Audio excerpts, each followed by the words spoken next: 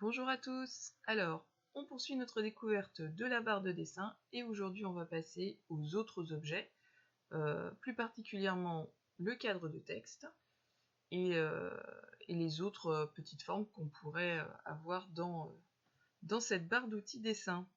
Donc on va ouvrir OpenOffice et on va passer justement à ce cadre de texte.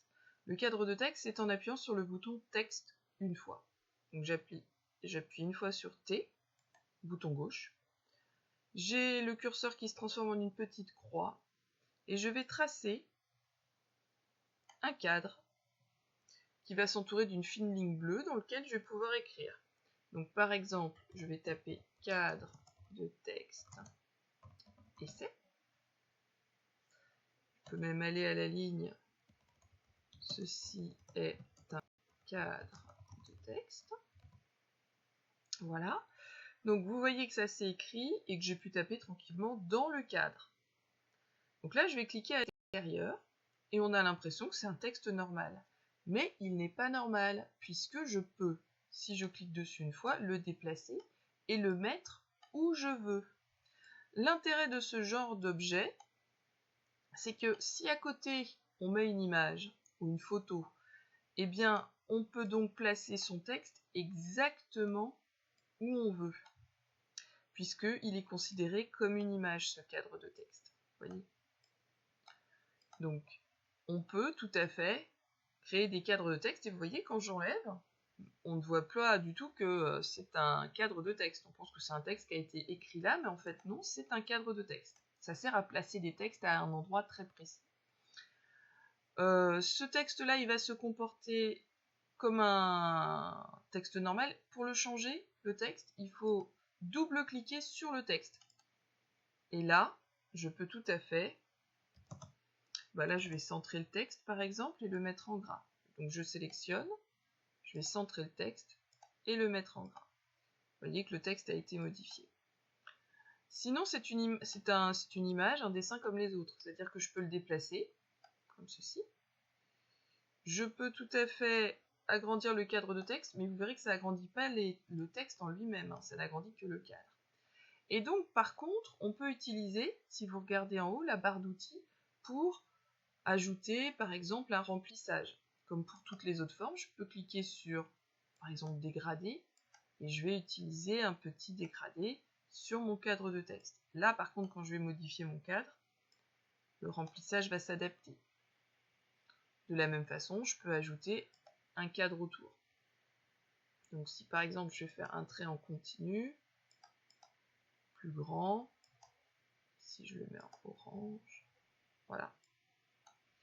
Alors petit détail qui n'est pas dans votre document, vous voyez que là mon texte, je l'ai centré, mais il est écrit en haut du cadre de texte. Et j'aurais voulu qu'il soit écrit au centre. Pour faire cela, donc ça c'est pas écrit, hein, écoutez bien. Vous faites un clic droit sur votre cadre et vous allez sur le mot texte. Et quand vous cliquez sur texte, vous allez avoir ce petit dessin là. Je vous le montre, celui-ci.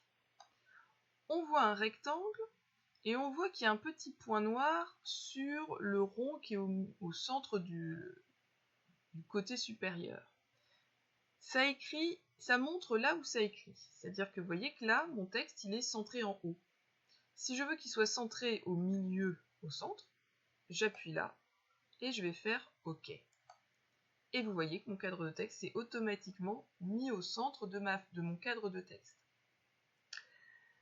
Donc les cadres de texte, c'est très utile quand on veut faire une légende d'image, une légende de photo, parce que du coup on peut le placer où on veut. C'est pas comme le texte qu'on écrit puis on rajoute une image qu'on va placer. Là on est vraiment sur le cadre de je vais mettre une petite légende sur une image, des choses de ce genre là, quoi. Quand on veut placer un texte à côté d'un tableau, quelque chose qui est compliqué à mettre à côté d'eux, on va utiliser le cadre de texte. Alors, vous avez plein d'autres formes. Là, vous voyez que en bas, j'ai un losange, un petit bonhomme qui sourit. À chaque fois, à côté, j'ai une petite flèche. Donc, si par exemple, je regarde les formes de base, on va pouvoir tracer tout un tas de petits objets comme par exemple, là vous voyez, je vais cliquer sur anneau. Alors, hop, ben, voilà, j'en ai tracé 2. Donc voilà, là j'ai un anneau, et du coup, il va se comporter exactement comme les autres formes. C'est-à-dire que je vais pouvoir déplacer cet anneau, changer les couleurs. Donc par exemple, si je veux enlever le trait, je rappelle, hein, je vais sur style ici, je vais faire aucun. Et pour la couleur, je peux tout à fait choisir de mettre, voilà, je vais mettre un autre dégradé, et puis je vais mettre un dégradé comme ceci. Voilà. Petit détail sur certaines formes, vous trouverez un point jaune supplémentaire, parce qu'il va permettre de changer certains paramètres, et là, ça va être l'épaisseur du trait. Vous voyez, je peux tout à fait faire un ou un petit cercle, voilà, et donc on peut le déplacer. Autre chose, hop, donc si je veux après placer un petit texte au centre, ben, je l'emmène et puis je le mets dedans. Voilà. On peut regarder, il y en a d'autres. Vous pourrez faire des essais avec les différentes formes, hein, vous verrez. Donc là, vous voyez, j'ai un pentagone.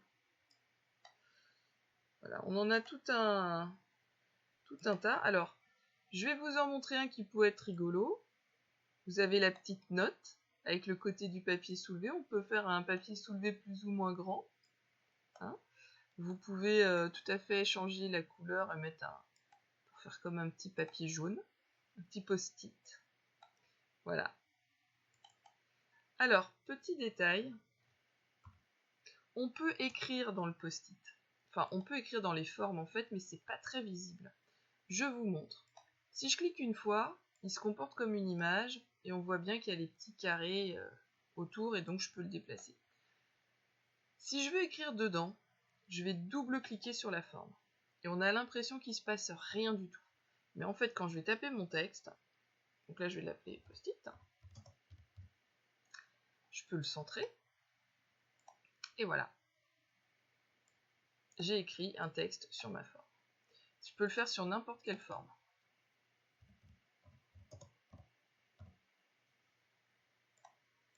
Voilà. J'ai tout simplement double-cliqué sur la forme et tapé tout de suite. J'ai pas attendu de voir quelque chose ou quoi que ce soit. Si je veux modifier ce texte, je double-clique dessus, comme on avait fait pour le cadre de texte. Et je peux tout à fait changer la forme des lettres, et puis la taille, etc. etc. Il n'y a pas de limite à la création. Voilà. Il y en a plein d'autres. Vous avez des choses un peu originales, des petits cœurs, des petites choses comme ça. Donc si par exemple, je peux créer un petit soleil, on va mettre en dégradé rouge. Voilà. Et vous avez aussi, qu'est-ce que je pourrais vous montrer comme forme que j'utilise? Ah voilà, ça je vous en avais parlé dans la séance précédente, les flèches. Alors les flèches, c'est très intéressant quand on veut par contre indiquer un trajet, montrer où ça va. Là, vous voyez, je suis allée sur la petite flèche et j'ai choisi une des flèches. Alors, on a flèche gauche, droite, vers le haut, vers le bas. Et là, il suffit de... Hop là. Je vais cliquer sur ma flèche. Et je vais tracer ma flèche. Et du coup, on peut tout à fait faire des grosses flèches noires pour indiquer c'est par là. Alors, quand c'est comme ça, vous voyez que là, il y a toujours le petit point jaune parce que je peux faire des flèches plus ou moins épaisses. Quand c'est comme ça, on peut aussi écrire dedans, et on peut écrire en blanc. Donc si je double-clique, je vais écrire c'est par là. Je vais sélectionner. Je vais centrer. Est-ce que je peux centrer comme ça? Hop. Ah. Ah bah mon ordinateur il a cassé. Je vais demander quelque chose de trop compliqué. Flûte. Je vais faire une petite pause en attendant que ça s'améliore. Voilà, c'est revenu. Il n'a pas trop apprécié que j'écrive du texte dans une flèche. Alors, attention, parce que quand on écrit dans les formes, on ne peut pas changer les couleurs facilement. Là, par exemple, j'ai essayé d'écrire et pour changer la couleur, il faut aller dans format caractère. Vous ne trouverez pas le bouton couleur facilement dans le menu qui se trouve ici. Mais par contre, vous le trouverez dans format caractère. Donc quand on veut écrire en blanc sur une flèche noire, il vaut mieux aller après dans caractère et lui dire qu'il faut écrire en blanc. Donc couleur de police, blanc. Et là, je suis dans l'onglet effet de caractère. Ça va être plus facile pour lire. Et puis après, on peut tout à fait changer la forme des lettres, la taille des lettres, etc., etc. Et là, si je clique à l'extérieur, voilà, c'est par là. Alors là, vous voyez, il me l'a pas centré, donc je vais le faire. Voilà. Du coup, quand je vais vouloir déplacer ma flèche, je vais avoir le texte dedans.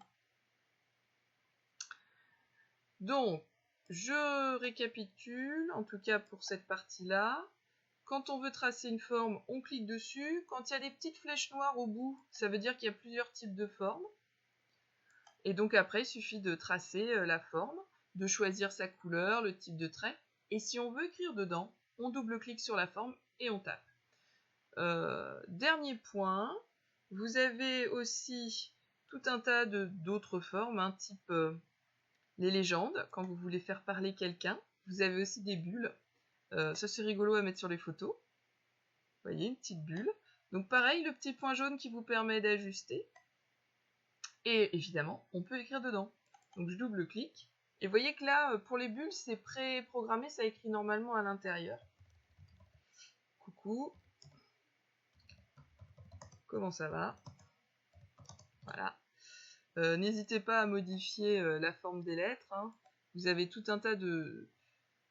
Si par exemple je mets du comique sans MS, voilà, qui a été très utilisé à une époque, et que vous avez certainement dans vos polices. Voilà. Évidemment, on peut choisir un remplissage blanc pour faire comme dans les bulles et faire un contour noir un petit peu plus épais. Et voilà. Ce qui fait qu'après ça, quand vous le déplacez, vous pouvez le mettre sur une photo pour faire une blague à un copain peut-être. Voilà. Donc ça, je le rappelle, c'est toujours au bout. Là, vous avez des bulles. Puis après, vous avez aussi tout un tas de petites étoiles. Alors, pour ceux qui aiment bien faire aussi des menus ou des diplômes, vous avez des formes de menus et de diplômes de parchemin. Alors, je vais vous en montrer un. Hop. Juste ici. On peut évidemment changer sa couleur. Alors, moi, j'aime bien, il y a un dégradé, le fameux dégradé orange. Ah non, le linéaire jaune-marron. Voilà. Ça fait très ça. Linéaire jaune-marron. Voilà. Et avec le petit bouton jaune, on peut grossir ou diminuer la taille du rouleau. Voilà. Et du coup, vous pouvez faire un menu. Donc si par exemple je double-clique dedans, et puis là je vais écrire menu de Noël. Pourquoi pas? Et ensuite on peut centrer, etc., etc., et faire exactement dans une jolie écriture pour faire un très très joli menu avec un fond qui est rigolo. Voilà. Hop. Bien sûr, vous pouvez écrire dans la couleur que vous voulez, mais je rappelle que dans ce cas-là, il faut aller dans format caractère. Et là, il faut aller chercher les couleurs là-dedans, dans couleur de police. Attention, je suis bien sur l'onglet effet de caractère. Si vous tombez sur l'onglet police, vous n'aurez pas forcément cette option-là directement. Ok. Et voilà. Donc quand on double-clique, on peut descendre et puis continuer à taper son petit texte.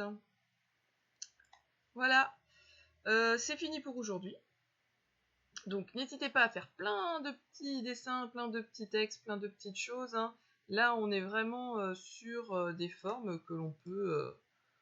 pour faire des petits panneaux très rapides ou des petites blagues ou des petites choses, c'est assez rigolo à utiliser. On se retrouve lundi. Lundi, on va finir cette barre dessin en allant voir dans les derniers boutons, puisque nous avons le fontwork. Et ça, ce sont les textes avec des formes spéciales. Ça a été très à la mode à un moment, donc vous voyez, c'est des textes avec des préformatages, beaucoup utilisés sur Word, et là, il y en a aussi sur OpenOffice. ce fonctionnement est un peu spécial, on le verra lundi. Voilà, bon week-end à vous. N'oubliez pas de m'envoyer votre devoir par mail, je les regarde. Et puis, je vous souhaite à tous un bon week-end, même si, vu ce que j'entends dehors, c'est une journée où il ne fera pas aussi beau qu'hier. Voilà, bonne journée et bon week-end. Petite aparté, j'ai vu que tout le monde réussit bien à gérer la visioconférence, et donc ça c'est un très bon point.